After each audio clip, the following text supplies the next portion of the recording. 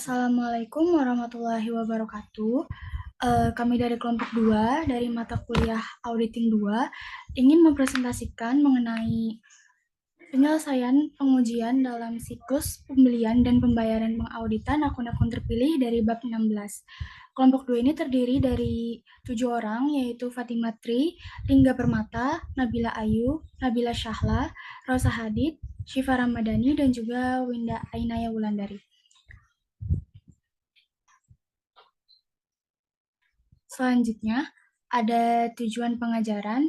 Di sini terdapat 5 tujuan pengajaran, dimulai dari mengenali banyak akun yang terdapat dalam siklus pembelian dan pembayaran, hingga yang kelima merancang dan melaksanakan pengujian audit atas akun-akun pendapatan dan beban.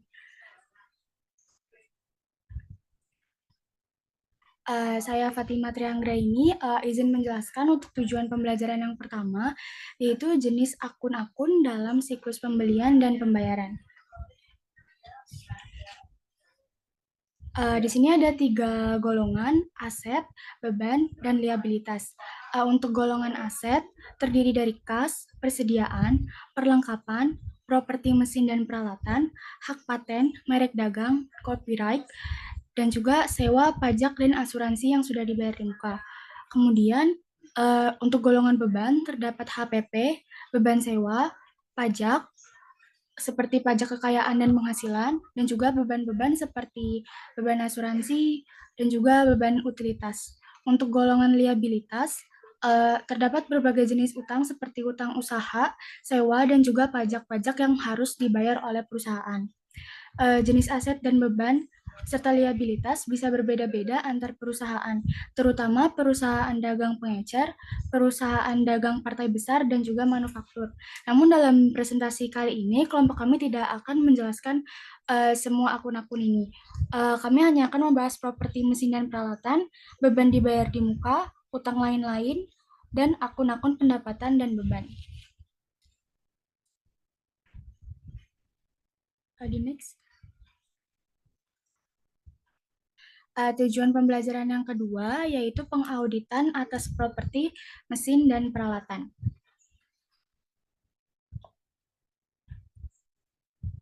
Properti, mesin, dan peralatan itu tergolong sebagai aset tetap, yaitu aset yang diharapkan dapat digunakan dalam jangka waktu lebih dari 1 tahun, kemudian digunakan dalam operasi perusahaan dan tidak bertujuan untuk dijual kembali dalam kegiatan normal perusahaan. Karena pengauditan atas akun properti, mesin, dan peralatan ini serupa, maka kelompok kami akan menggunakan satu contoh, yaitu akun peralatan saja. Selanjutnya, akun-akun terkait dengan akun peralatan. Pendebetan atas peralatan timbul dari siklus pembelian dan pembayaran. Karena sumber pendebitan dalam akun aset adalah jurnal pembelian, maka sistem akuntansi biasanya sudah diuji untuk mencatat penambahan yang terjadi dalam periode ini ke akun peralatan sebagai bagian dari pengujian siklus pembelian dan pembayaran.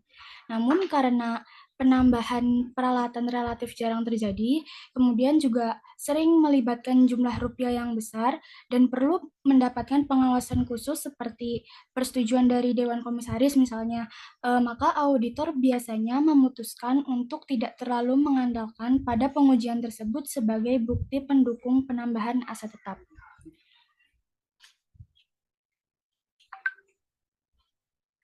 Selanjutnya, catatan akuntansi yang utama untuk peralatan properti dan mesin itu biasanya adalah master file aset tetap.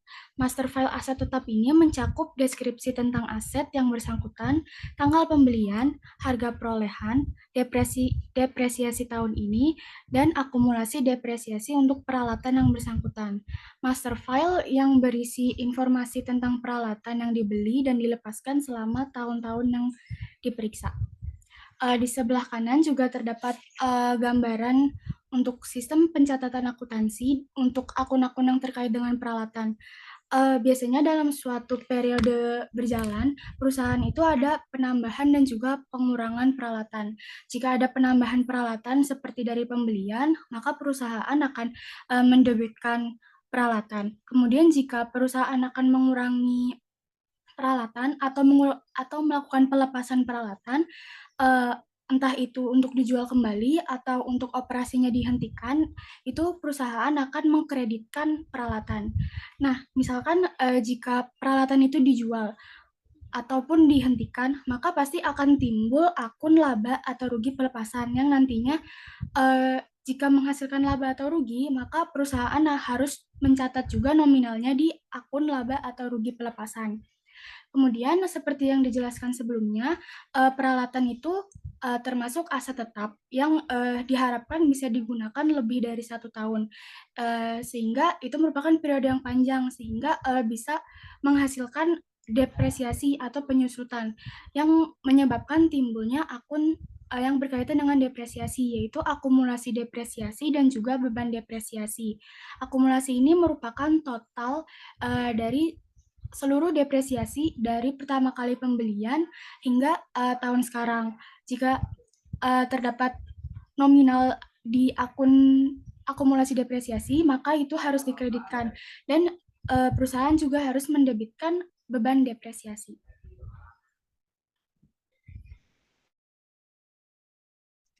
Selanjutnya, saya Winda ini Wulandari, PM 12120202024 yang ingin menjelaskan. Audit atas peralatan dan aset-aset tetap lainnya berbeda dengan audit atas akun-akun yang tergolong aset lancar, karena 3 alasan berikut, yaitu yang pertama, pembelian peralatan dalam suatu periode biasanya tidak begitu sering terjadi. Lalu yang kedua, jumlah rupiah dari setiap pembelian biasanya material. Dan yang ketiga, peralatan biasanya dibukukan dan berada dalam catatan akuntansi selama beberapa tahun. Karena perbedaan tersebut, pengauditan peralatan ditekankan pada pemeriksaan atas pembelian peralatan pada periode ini. Dalam mengaudit akun peralatan dan akun-akun terkait, akan sangat bermanfaat apabila dilakukan pemisahan pengujian menjadi beberapa kategori berikut. Yang pertama, melaksanakan prosedur analitis, lalu memeriksa pembelian peralatan periode ini, memeriksa pelepasan peralatan periode ini, dan yang keempat, memeriksa saldo akhir dalam akun aset, kelima, memeriksa beban depresiasi, dan yang terakhir, memeriksa saldo akhir dalam akumulasi depresiasi. Lalu yang B, melaksanakan prosedur analitis. Terbagi menjadi dua, yang pertama prosedur analitis dan kemungkinan kesalahan penyajian. Prosedur analitis yang pertama, membandingkan beban depresiasi dibagi dengan harga perolehan kotor dengan tahun lalu.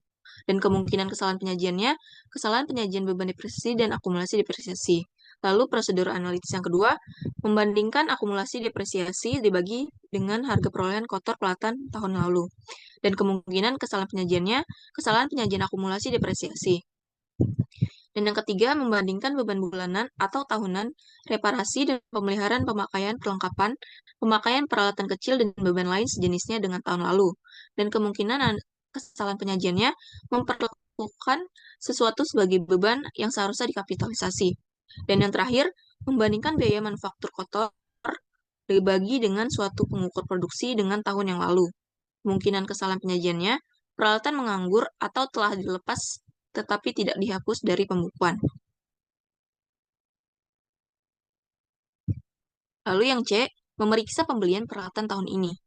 Karena kepentingannya pembelian yang terjadi pada suatu periode berjalan, dalam pengauditan peralatan, auditor menggunakan 7 dari 8 tujuan audit saldo sebagai kerangka acuan untuk pengujian rinci saldo, yaitu keberadaan, kelengkapan, ketelitian, penggolongan, sisa batas, kecocokan saldo, serta hak dan kewajiban.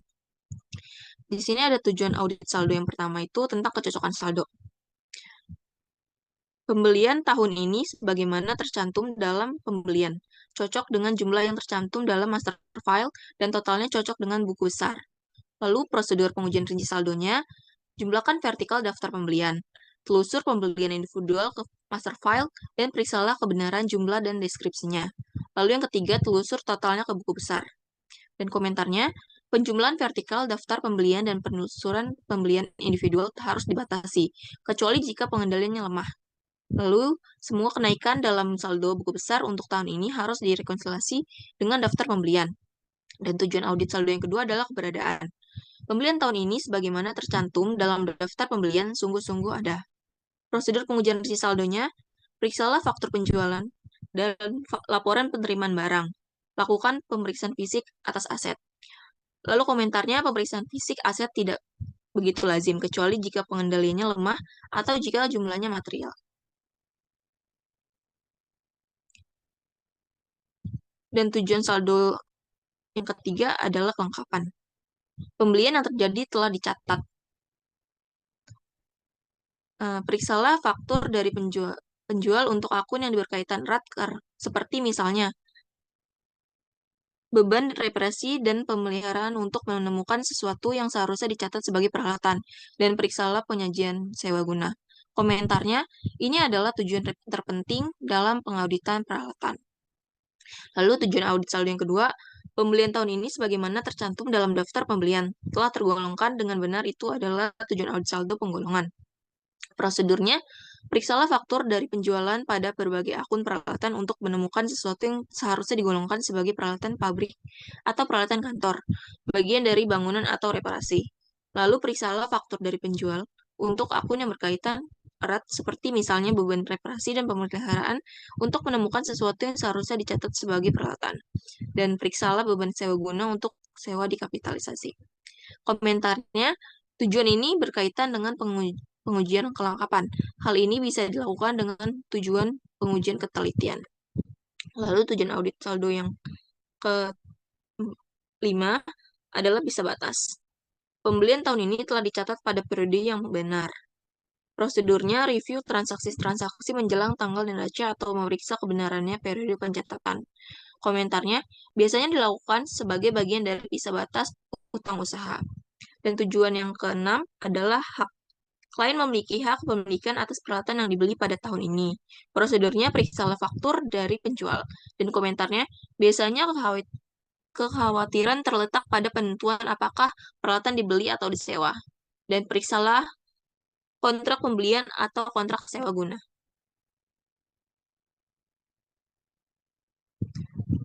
Dan yang D, memeriksa pelepasan aset disposal tahun ini. Pada transaksi yang berkaitan dengan penghentian peralatan, seringkali dicatat secara salah.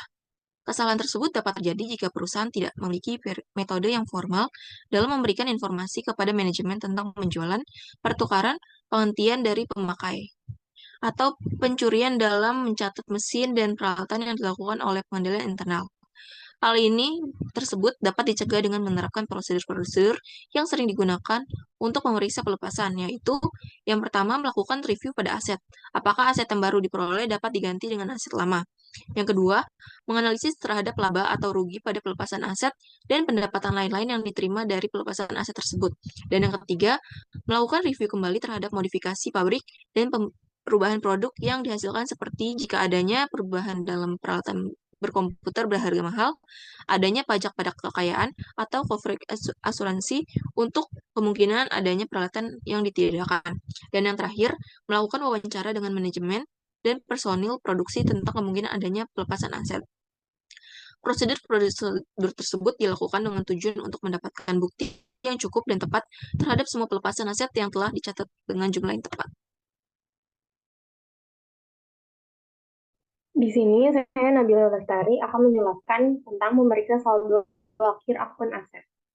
Auditor melakukan pengauditan atau saldo akhir akun peralatan ialah dengan menentukan bahwa yang pertama, semua peralatan terbuktikan ada secara fisik pada tanggal neraca atau keberadaannya. Kedua, semua peralatan yang dimiliki telah dibukukan atau kelengkapannya. Pada umumnya, auditor tidak perlu melakukan pengujian ketelitian atau penggolongan terhadap aset tetap yang dibawa dari periode sebelumnya, karena hal tersebut diasumsikan bahwa aset-aset yang lalu telah diverifikasi pada auditor di periode yang lalu atau saat adanya pembelian. Hal tersebut menjadi perhatian dari auditor, karena terkadang perusahaan masih memiliki peralatan, tapi tidak digunakan kembali dalam operasi perusahaan. Setelah auditor melakukan prosedur-prosedur tersebut untuk mendapatkan bukti dari aset tetap, auditor juga melakukan pertimbangan utama dalam memeriksa pengungkapan yang berhubungan dengan aset tetap. Pemeriksaan ini pada aset tetap yaitu dengan memeriksa apakah pada pengungkapan aset terdapat kemungkinan adanya larangan hukum. Karena jika ada kemungkinan larangan hukum, maka auditor harus melakukan beberapa metode. Yang pertama, membaca pasal-pasal yang tercantum dalam perjanjian kredit. Kedua, mengirim permintaan konfirmasi utang ke bank atau ke lembaga keuangan lainnya. Ketiga, melakukan diskusi dengan klien atau mengirim surat ke penasehat hukum. Karena penyajian dan pengungkapan peralatan yang tepat dalam laporan keuangan harus dievaluasi secara cermat agar dapat memastikan adanya standar akuntansi keuangan yang diikuti serta dalam laporan keuangan tersebut. Sini ada memeriksa beban depresiasi. Untuk beban depresiasi itu sendiri adalah satu dari hanya sedikit beban yang tidak diverifikasi sebagai bagian dari pengujian pengendalian dan pengujian substantif golongan transaksi. Jumlah terbuka ditentukan melalui pengalokasian internal, bukan melalui transaksi pertukaran dengan pihak luar. Apabila beban-beban depresiasi material diperlukan lebih banyak pengujian rinci depresiasi, maka dibandingkan dengan akun yang telah diverifikasi melalui pengujian pengendalian dan pengujian substantif golongan transaksi. Untuk tujuannya, auditor saldo beban depresiasi adalah ketelitian, karena auditor fokus pada penentuan apakah klien mengikuti kebijakan depresiasi yang konsisten dari periode ke periode. Dalam menentukan konsisten itu, terdapat 4 hal yang dapat dipertimbangkan oleh auditor. Pertama, adanya manfaat aset yang dibeli pada periode ini. Kedua, metode depresiasi. Ketiga, taksiran nilai residu. Keempat, kebijakan depresiasi aset pada periode pembelian dan pelepasan. Untuk metode yang bermanfaat dalam pengauditan depresiasi adalah pengujian prosedur analitis tentang kewajaran yang dilakukan dengan mengalihkan aset tetap yang belum didepresiasi dengan tarif depresiasi. Sini ada memeriksa saldo akhir dalam akun akumulasi depresiasi.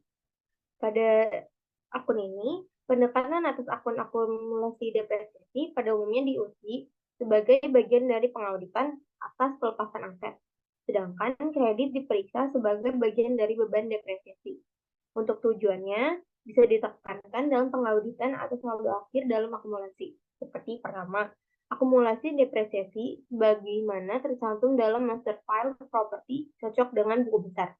Untuk tujuannya, agar dapat dicapai dengan menguji kebenaran kejumlahan vertikal akumulasi depresiasi dalam master file property dan melusur ke buku besar. Untuk kedua, itu adalah akumulasi depresiasi dalam master file adalah akurat. Dalam hal ini, manfaatnya bisa berkurang secara signifikan karena terjadi penurunan permintaan konsumen atas produk, penurunan fisik yang tak terduga, modifikasi dalam operasi atau perubahan lainnya. Di sini ada pengauditan beban dibayar di muka. Untuk pengauditan beban dibayar di muka, beban ditangguhkan dan aset tak terwujud, jangka waktu yang bisa bervariasi mulai dari beberapa bulan sampai beberapa tahun, termasuk dalam kategori beberapa, seperti ada yang sewa dibayar di muka, biaya organisasi, pajak dibayar di muka, hak paten, asuransi dibayar di muka, merek dagang, beban yang ditangguhkan, copyright, dan goodwill.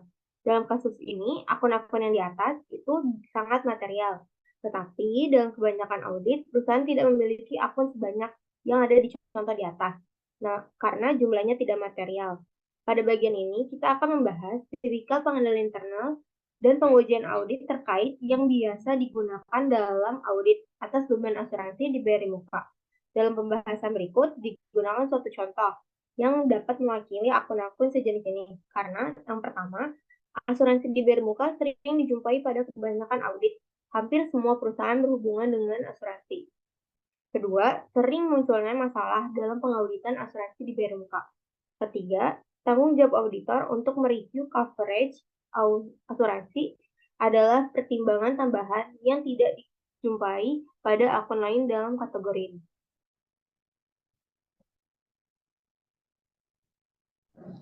Selanjutnya, saya Siva Ramadhani ingin menjelaskan. Di sini ada gambar 16.2, melukiskan tipikal akun-akun yang digunakan untuk asuransi dibayar di muka dan hubungan antara asuransi dibayar di muka dengan siklus pembelian dan pembayaran melalui penerbitan atas akun asuransi dibayar di muka. Karena sumber pendapatan dalam akun aset adalah jurnal pembelian, pembayaran premi asuransi sebagainya telah diuji melalui pengujian pengendalian dan pengujian substansi golongan transaksi serta jurnal pengeluaran kas. Selanjutnya pengendalian internal. pengendalian internal untuk asuransi dibayar di muka, dan beban asuransi dapat dibagi menjadi 3 kategori, yaitu yang pertama ada pengendalian atas pembelian dan pencatatan asuransi, yang kedua ada pengendalian atas register asuransi, yang ketiga ada pengendalian atas pembebanan terhadap beban asuransi.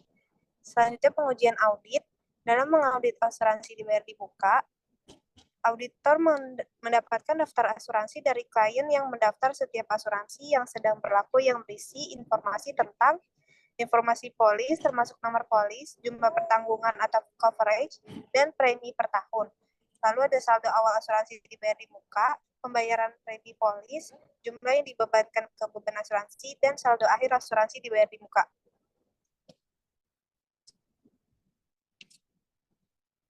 Polis asuransi dalam daftar asuransi dibayar di muka benar-benar ada dan semua polis yang berlaku tercantum dalam daftar atau keberadaan dan kelengkapan.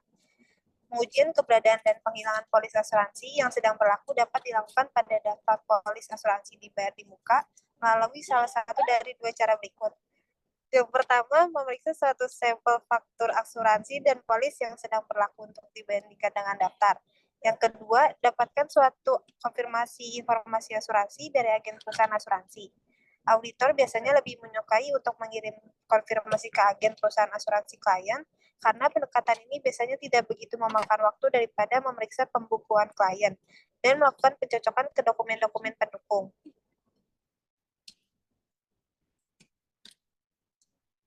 Klien memiliki hak atas semua polis asuransi yang tercantum dalam daftar asuransi dibayar di muka.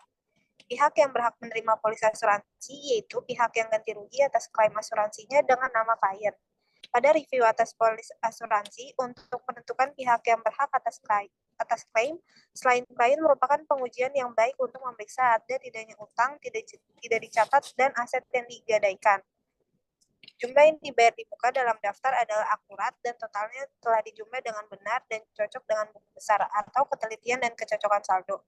Pada pengujian audit, memeriksa ketelitian asuransi dibayar di muka menyangkut pemeriksaan jumlah premi asuransi, jangka waktu polis, dan pengalokasian premi ke asuransi beban terpakai atau unexpired insurance.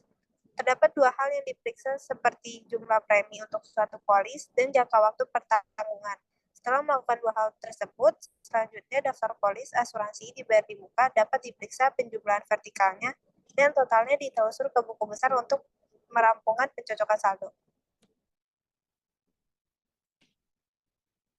Beban asuransi yang berkaitan dengan asuransi dibayar di muka telah digolongkan dengan benar atau penggolongan.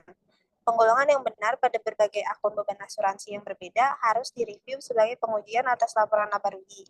Biasanya akun beban cukup jelas karena jenis asuransinya seperti asuransi untuk peralatan. Namun dalam situasi lain dibutuhkan pengalokasian. Contohnya dalam hal asuransi kebakaran bangunan, memerlukan pengalokasian ke beberapa akun, termasuk akun beban overhead pabrik. Pembebanan ke akun yang tepat dan konsistensi dengan tahun sebelumnya merupakan pertimbangan utama dalam mengevaluasi penggolongan. Transaksi asuransi dicatat pada periode yang tepat atau pisah batas. Pisah batas untuk pembelian asuransi biasanya bukan masalah yang signifikan karena jumlah polis biasanya tidak banyak dan jumlahnya tidak material. Apabila auditor melakukan pengujian pisah batas atas pembelian asuransi, hal itu biasanya dilakukan auditor sebagai bagian dari pengujian pisah batas utang usaha. Selanjutnya, saya Lingga Permatasari dengan NPM 12.12.0229 ingin menjelaskan pengauditan beban-beban terutang.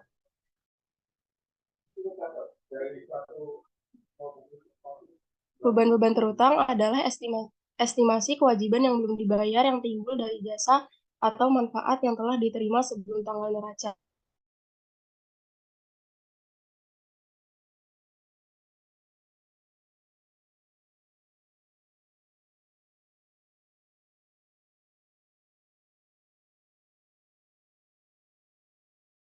Kewajiban lain semacam itu misalnya yang pertama utang gaji dan upah, yang kedua utang pajak penghasilan karyawan, yang ketiga utang bonus pimpinan, yang keempat utang komisi, yang kelima utang honorarium profesional, yang keenam utang sewa, yang ketujuh utang bunga.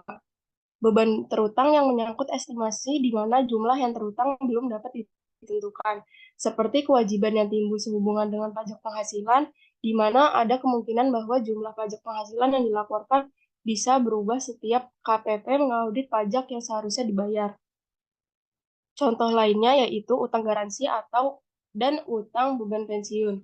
Pemeriksaan atas beban terutang berbeda-beda tergantung pada sifat beban terutang dan suatu klien yang bersangkutan. Pada kebanyakan audit, pemeriksaan atas beban terutang hanya memakan waktu yang tidak begitu banyak.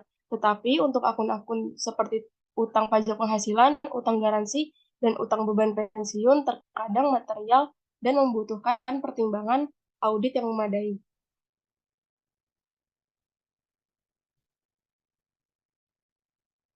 Selanjutnya ada gambar 6.3. Di bawah ini melukiskan tipikal akun yang biasa digunakan perusahaan untuk pajak kekayaan terutang yang menunjukkan hubungan antara pajak kekayaan terutang dengan siklus pembelian dan pembayaran melalui pendebitan ke akun liabilitas. Karena sumber pendebitan adalah jurnal pengeluaran kas, pembayaran pajak kekayaan sebagian sudah diuji dengan pengujian atas transaksi-transaksi yang terdapat dalam siklus pembelian dan pembayaran. Ketika auditor memeriksa pajak kekayaan terutang, kedelapan tujuan audit saldo adalah relevan, kecuali nilai bersih bisa direalisasi. Dua diantaranya sangat signifikan, yakni yang pertama, pajak kekayaan terutang tercantum dalam daftar beban-beban terutang. Tidak mencantumkan pajak kekayaan yang terutang akan menyebabkan utang pajak kekayaan menjadi kurang saji atau kelengkapan. Penyajian material bisa terjadi sebagai contoh apabila pajak kekayaan tidak dibayar sebelum tanggal neraca dan tidak dimasukkan sebagai utang pajak. Yang kedua, pajak kekayaan terutang dicatat dengan akurat. Perhatian auditor adalah pada perlakuan yang konsisten atas utang dari tahun ke tahun. Auditor memeriksa jumlah pajak kekayaan terutang bersamaan dengan audit atas pembayaran pajak kekayaan tahun ini. Selanjutnya, auditor juga membandingkan jumlah pajak kekayaan terutang tahun ini dengan tahun sebelumnya. Selanjutnya, daftar aset tetap juga perlu diperiksa untuk memeriksa kemungkinan adanya penambahan dan pelepasan aset yang bisa memengaruhi pajak kekayaan terutang. Semua kekayaan perusahaan yang terkena pajak sesuai dengan peraturan yang berlaku harus dimasukkan ke dalam daftar walaupun belum sekalipun dibayar pajaknya. Setelah auditor yakin semua kekayaan yang merupakan objek pajak telah dimasukkan ke dalam daftar, auditor selanjutnya mengevaluasi kewajaran pajak kekayaan atas setiap kekayaan yang dimiliki klien untuk menaksir jumlah pajak terutang. Dalam hal tertentu, jumlah pajak terutang sudah dibuat oleh otoritas pajak berupa tagihan pajak dan dikirimkan kepada klien, sehingga auditor bisa menggunakannya untuk membandingkan antara jumlah dalam daftar dengan tagihan pajak.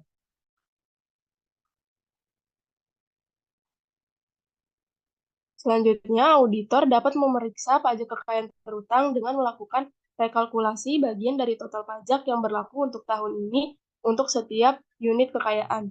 Cara terpenting adalah dengan menggunakan bagian yang sama dari setiap pembayaran pajak untuk menghitung bagian yang terutang sebagaimana dilakukan pada tahun lalu. Kecuali jika telah terjadi kenaikan tarif pajak setelah bagian yang terutang dan beban pajak kekayaan untuk setiap satuan kekayaan dihitung ulang. Totalnya harus ditambahkan dan dibandingkan dengan buku besar. Dalam banyak hal, pajak kekayaan sering dibebankan pada lebih dari satu akun beban. Dalam situasi demikian, auditor perlu menguji kebenaran penggolongan dengan mengevaluasi apakah jumlah yang benar telah dibebankan pada setiap akun. Saya Rosadi Fitri Ibrahim akan menjelaskan mengenai pengauditan akun-akun pendapatan dan beban. Auditor harus memahami bahwa kebanyakan pengguna laporan keuangan dalam pengambilan keputusan seringkali lebih mengutamakan laporan laba rugi dibandingkan dengan neraca. Investor ekuitas, kreditor jangka panjang, perwakilan buruh atau karyawan, dan kadang-kadang juga kreditor jangka pendek lebih tertarik pada kemampuan perusahaan dalam menghasilkan laba daripada terhadap biaya perolehan historis atau nilai buku dari aset-aset individual. Dua konsep pengauditan akun-akun pendapatan dan beban berikut ini sangat penting dalam mempertimbangkan tujuan laporan laba rugi. Yang pertama, penandingan atau matching periodik pendapatan dan beban perlu dilakukan untuk menentukan hasil operasi yang tepat. Kedua, penerapan prinsip akuntansi secara konsisten untuk periode yang berbeda diperlukan agar laporan bisa diperbandingkan. Kedua konsep di atas harus diterapkan dalam pencatatan transaksi individual dan untuk menggabungkan akun-akun di buku besar sehingga menjadi laporan keuangan. A. Pendekatan untuk pengauditan akun-akun pendapatan dan beban. Pengauditan akun-akun pendapatan dan beban berhubungan langsung dengan neraca dan tidak merupakan bagian yang terpisah dari proses audit. Kesalahan penyajian suatu akun laba rugi hampir selalu mempunyai dampak yang sama terhadap suatu akun neraca dan sebaliknya. Bagian-bagian audit yang berpengaruh langsung atas akun-akun ini adalah pertama, prosedur analitis, kedua, pengujian pengendalian dan pengujian substantif golongan transaksi, ketiga, pengujian rinci saldo akun. B. Prosedur analitis. Prosedur analitis harus dipandang sebagai bagian dari pengujian kewajaran penyajian, baik untuk akun-akun neraca maupun akun-akun laba rugi. Pada tabel 16.4 menunjukkan sejumlah kecil prosedur analitis beserta kemungkinan kesalahan penyajian dalam pengauditan akun-akun pendapatan dan beban. Tabel 16.4 prosedur analitis untuk akun-akun pendapatan dan beban. Prosedur analitis yang pertama membandingkan beban-beban individual dengan tahun yang lalu. Kemungkinan kesalahan penyajiannya adalah lebih saji atau kurang saji dalam saldo suatu akun beban. Kedua, membandingkan saldo aset dan liabilitas individual dengan tahun yang lalu. Kemungkinan kesalahan penyajiannya adalah lebih saji atau kurang saji dalam suatu saldo akun aset yang juga akan mempengaruhi akun laba rugi. Sebagai contohnya, kesalahan penyajian dan persediaan mempengaruhi harga pokok penjualan. Ketiga, membandingkan beban individual dengan anggaran. Kemungkinan kesalahan penyajiannya pada akun beban dan akun aset yang terkait. Keempat, membandingkan persentase laba kotor dengan tahun yang lalu. Kemungkinan kesalahan penyajiannya pada harga pokok penjualan dan persediaan. Kelima, membandingkan rasio perputaran atau turnover persediaan dengan tahun yang lalu. Kemungkinan kesalahan penyajiannya itu pada harga pokok penjualan dan persediaan. Selanjutnya, membandingkan beban asuransi dan asuransi dibayar di muka dengan tahun yang lalu. Kemungkinan kesalahan penyajiannya pada beban asuransi dan asuransi dibayar muka. Lalu, membandingkan beban komisi yang dibagi dengan penjualan tahun yang lalu. Kemungkinan kesalahan penyajiannya pada beban komisi dan beban komisi terutang. Dan terakhir, membandingkan beban manufaktur individual dibagi dengan total biaya manufaktur dengan tahun yang lalu. Kemungkinan kesalahan penyajiannya pada beban manufaktur individual dan akun neraca yang terkait. Selanjutnya, saya Nabila Syahla akan membahas yang C, yang mengenai pengujian pengendalian dan pengujian substantif golongan transaksi. Pengujian pengendalian dan pengujian substantif transaksi, keduanya itu memiliki pengaruh simultan terhadap pemeriksaan akun-akun neraca dan laba rugi. Sebagai contoh, auditor menyimpulkan bahwa pengendalian internal mencukupi untuk memperoleh keyakinan memadai bahwa transaksi-transaksi yang terjadi dalam jurnal pembelian telah dicatat dan digolongkan dengan akurat dan dicatat tepat waktu. Dengan melakukan hal itu, auditor memperoleh bukti bahwa apabila akun neraca individual benar, atau seperti misalnya akun utang usaha atau aset tetap, maka akun laba rugi, misalnya itu beban advertensi dan beban reparasi dan pemeliharaan, akan benar pula. Cara terbaik dalam pemeriksaan atas kebanyakan akun laba rugi pada setiap siklus transaksi adalah dengan memahami pengendalian internal dan pengujian pengendalian serta pengujian substantif golongan transaksi. Yang D, pengujian rinci saldo akun, analisis beban. Analisis akun beban adalah pemeriksaan yang dilakukan auditor atas dokumen-dokumen pendukung transaksi individual dan jumlah-jumlah yang membentuk rincian dan total suatu akun beban. Dokumen ini sama jenisnya dengan yang digunakan untuk pengujian transaksi sebagai bagian dari pengujian transaksi pembelian, termasuk misalnya itu faktur, laporan penerimaan barang, order pembelian, dan kontrak-kontrak pembelian. Dalam analisis beban dan akun laba rugi lainnya, auditor harus memeriksa transaksi dalam akun tertentu untuk menentukan apakah transaksi-transaksi tepat untuk klien, digolongkan dengan tepat, dan dicatat dengan akurat. Sebagai contohnya, auditor biasanya menganalisis yang pertama akun beban reparasi dan pemeliharaan untuk menentukan apakah ada transaksi yang seharusnya merupakan transaksi properti, mesin, dan peralatan yang dimasukkan ke dalamnya, atau seharusnya itu dikapitalisasi tetapi telah diperlakukan sebagai beban reparasi dan pemeliharaan. Yang kedua, beban sewa dan sewa guna untuk menentukan apakah ada yang perlu dikapitalisasi. Yang ketiga, beban hukum untuk menentukan apakah ada yang berpotensi menjadi utang kontingen atau contingent liabilities, tindakan melawan hukum atau persoalan hukum lainnya yang mempengaruhi laporan keuangan. Selanjutnya, ada pengujian rinci saldo akun bagian pengalokasian. Sejumlah saldo akun merupakan akibat dari pengalokasian data akuntansi dan bukan merupakan transaksi tersendiri. Beban-beban seperti itu misalnya depresiasi, depresi, dan amortisasi copyright. Pengalokasian penting karena hal tersebut mempengaruhi apakah suatu pengeluaran merupakan aset atau beban periode ini. Pengalokasian beban seperti depresiasi aset tetap dan amortisasi copyright diperlukan karena aset memiliki masa manfaat lebih dari setahun. Dalam pengauditan pengalokasian, pengeluaran seperti misalnya asuransi dibayar di muka dan overhead pabrik, dua pertimbangan penting yang harus diperhatikan auditor adalah ketaatan pada standar akuntansi keuangan dan konsistensi dengan periode sebelumnya. Terdapat dua prosedur audit terpenting dalam pengauditan pengalokasian, yaitu yang pertama, pengujian tentang kewajaran keseluruhan dengan menggunakan prosedur analitis.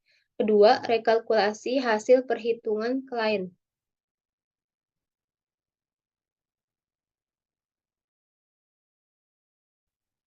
Sekian pemaparan dari kelompok 2. Kurang lebihnya mohon maaf. Wassalamualaikum warahmatullahi wabarakatuh.